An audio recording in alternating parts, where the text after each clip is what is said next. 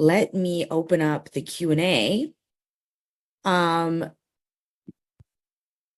Hill asks, can you repeat the name of the report? That's called the Moynihan Report, and it's listed in the references, so you can have access to that. It's Glaser and Moynihan, 1963. It was referenced up until Bill Clinton was president. They still use that. It's actually used for redlining, racial segregation in housing, et cetera, et cetera, et cetera. And I do apologize to everyone. I'm known for putting 10 pounds of sugar in a 5-pound bag. So I do apologize for that, but what you take away, take with gusto. Thank you so much. I was furiously taking notes. Yes. Other questions, let me open up again, and otherwise I will. Okay. We have a question from Amir. In my country, Italy, Italian Sign Language is becoming more public and visible due to media and social media. So many are becoming improvised sign language research teachers on YouTube and other platforms, teaching wrong signs as it is perceived by the deaf community. This is generating concerns. First, it appears that sign languages are becoming more detached from deaf people. And second, the people teaching or sharing resources online are framed as, quote, non-native. How can we find a balance between a perceived, quote, deficit language only due to it being different from a majority language norm and the spreading of real, quote, bad signing, which can threaten an already endangered minority language? So that is an awesome question. I've actually seen that. It's not just in Italy, that's here in the US as well. Yes. Between people who are children of deaf adults and people who are deaf themselves and have learned sign language formally. So there's two parts to your question. I'd like to separate them if we could. So part one is the idea that there is a standardized form of sign language, that it actually exists. And that's because we said so. And that's the part. This is the hard part of doing this kind of work. It's standardized because we said so. And then there's another form, there's Black ESL, which is being studied, right? And then there are other forms of sign languages. So there are multiples of all of those things. There's the thing that I think you're speaking specifically to, which is known as cultural appropriation, where people outside of the community take the cute parts or the parts that they like, and then they appropriate them into another culture and then take ownership of them without showing both deference and respect. And this is where the issue of respect comes in.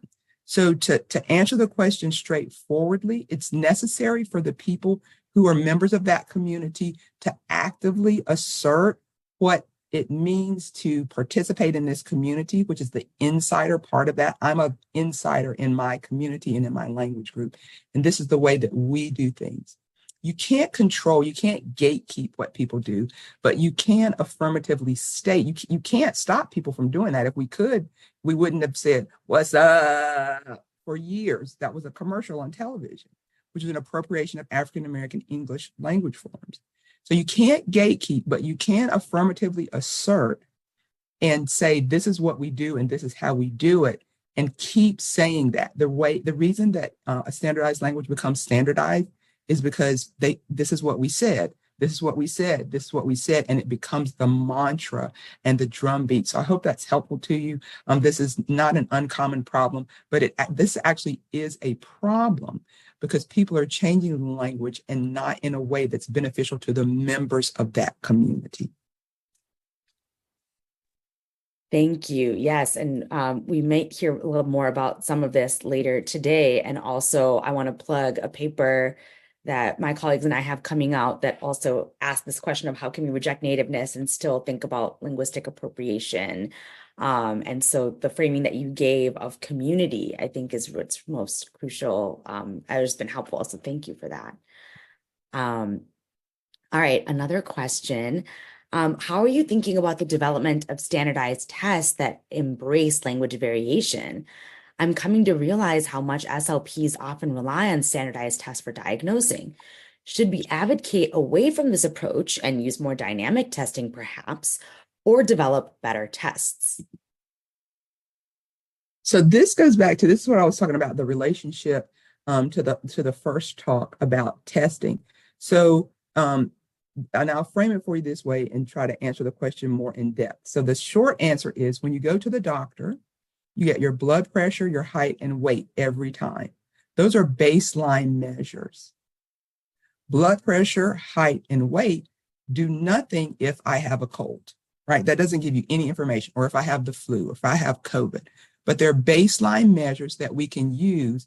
And if we do those regularly without an expectation that they're going to be, well, first we have to understand what the norm is, right? So if I weigh 120 pounds, is that good? Well, are you 6'9" or are you 4'1"? So there's context to that. So when we do the standardized assessments, those need to be done in context, and we can do them. Sure, no problem. The dynamic assessment then asks, how do you use what you have? How do you use what you have, and do you do it in a way that's competent, efficient in the community of practice? And if you are doing that, even if you can't read, which is a whole other paper, talk, and conversation, even if you can't read, you're a competent communicator. If the speech is understood, I referenced cryptlinguistics and languaging bodies. Even if you do it in a different way, if you're able to communicate in the community that you're a part of, then it's okay. Dynamic assessment does the next step for us without us creating more millions for Pearson, right? We don't have to do that. You can do a standardized assessment to test whatever it is you want to test. You say that this is what I'm testing. You make sure that it tests that thing in that community. And then the dynamic assessment is used to determine whether or not the person is acquiring or learning in a way that's consistent with, we're going to, put them under the bell curve. But people can be on either end of that bell curve as well. And so I think as we're having these conversations about native language and language ideologies and all these other things, we need to accept that people are people, accept them for who they are, facilitate their growth and development to become the best of themselves, and leave them alone. I hope that answers the question. Thank you so much. Next question. I'm in a linguistics department. I teach first language acquisition to undergraduates every year. Many of these students want to apply to SLP graduate programs and often come to my class with some powerful language ideologies about, quote, pathologized ways of speaking. Do you know if a lot of SLP programs embrace linguistic diversity of English varieties, including AAE, and even multilingualism without pathologizing it? And then a follow-up, and if these programs support dynamic testing as well. So the follow-up I can answer first. Dynamic assessment is part of what you are doing as a speech language pathologist. So that's a yes. All the programs teach dynamic assessment. They don't all do it in the same way. There's histories of the programs, and it's up to the faculty and the people there and their education. But it is part of what we do in ASHA. I'm a member of ASHA, as the governing body. And so that does occur. The language ideology part, that comes from your K through 12, baby.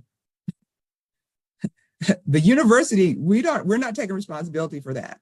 And so what you're seeing in your classrooms is the same thing that I see in my classroom. I teach phonetics and phonology to undergraduate students. And what I actually teach is, what is your dialect? And they all say it's normal. Okay, what does that mean? Everyone who comes to, now I'm in the Southern United States, and it sounds more like this. I'm gonna just talk like this for a minute, just so y'all can understand what it sounds like in my classroom most of the time.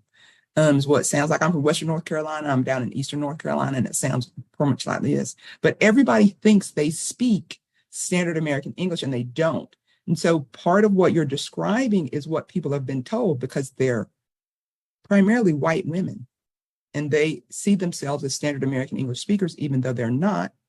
And so when they come with these very strong language ideologies and they've erased or neutered their own dialects, they expect that everyone should do that so they can fit into that box. And that's why we have this huge problem in speech language pathology with misdiagnosing African American English speaking people, broadly written. And there's even a problem in the research that's done, because the people doing the research talk about code switching and these other things as an answer, but nobody asked you that question, baby.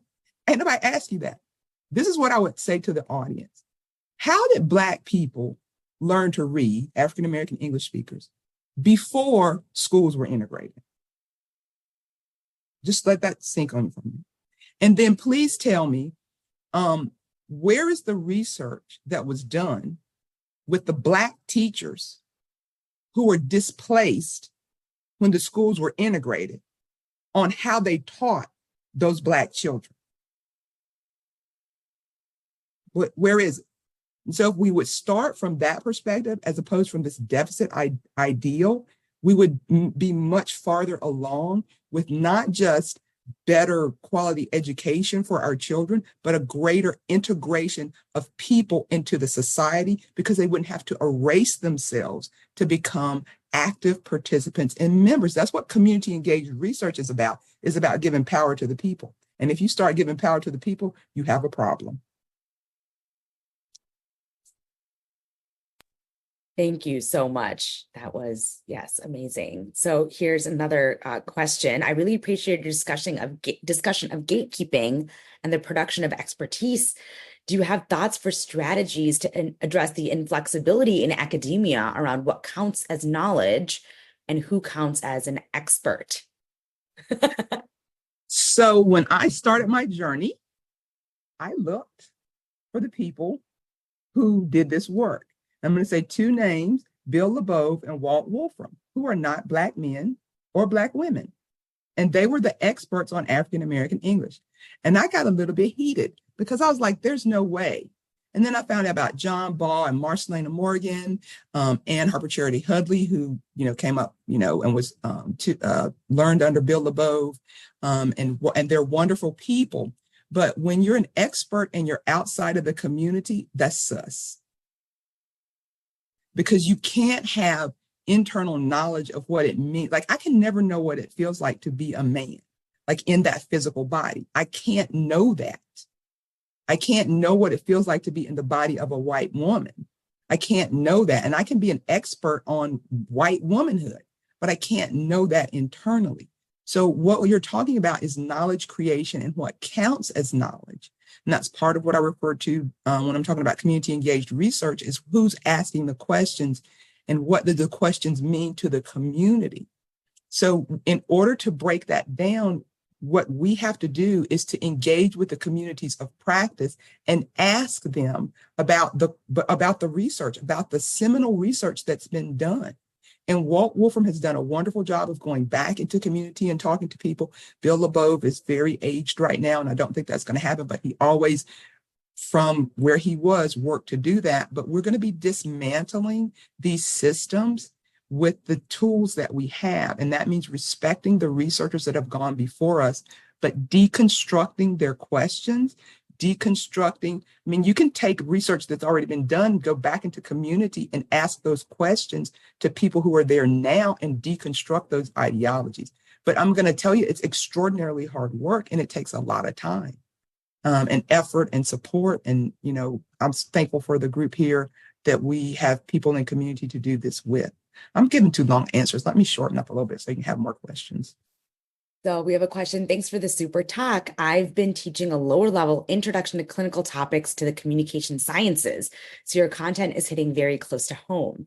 My question, or really request for you to comment on how to strive for evidence-based practice when everyone is an individual and when it can be impossible to use a standardized test in any standardized way, especially in multilingual communities. Or is evidence-based practice not the goal as you are advocating for a more qualitative approach? And then she says that, yeah, let me know if you need more clarification. Yeah. No, I got you. So this is a definition question. What is the evidence you're basing the approach on? Point blank, period. What, because the standardized test needs to test something it needs to have meaning. Blood pressure has a meaning for every human. If you're alive, you have a blood pressure. The values of the blood pressure are going to be different. If you're a child, if you're a person who's hypertensive, if I just got hit in the head with a bat, the numbers have meaning. So when we're talking about an evidence-based approach, what is the evidence you're basing on and what is the approach? What is your goal in doing this?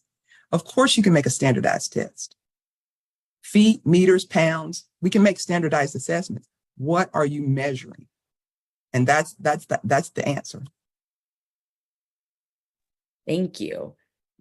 Next question. Thank you so much for this talk. I wondered if you could provide some advice for students and the professors who advise and mentor them who are looking to enter the speech pathology profession.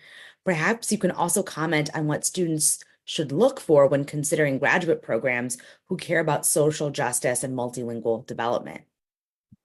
So I'm just going to keep it a buck with you. Speech language pathology is a white American female-led profession, period. If you want to go into a program, you need to go into a program to be well-trained so you can pass the standardized test, which is known as the praxis. After you go to school, pay off your loans, get your C's, then you can go out and, be an advocate. It's just like Dawn Staley. She had to lose a lot of times before she got to where she is. You're going to have to go through the paces, the unfair, racist, not ideologically informed practices to get to even know what they are, to be even able to comment on them effectively. And once you're in the profession, once you see how it works, then you can advocate for change. But as a student, that shouldn't be your goal. And I hope all the faculty member will, support me in this. You need to get to graduate, and then you can work for change. And thank you. I know that's my time.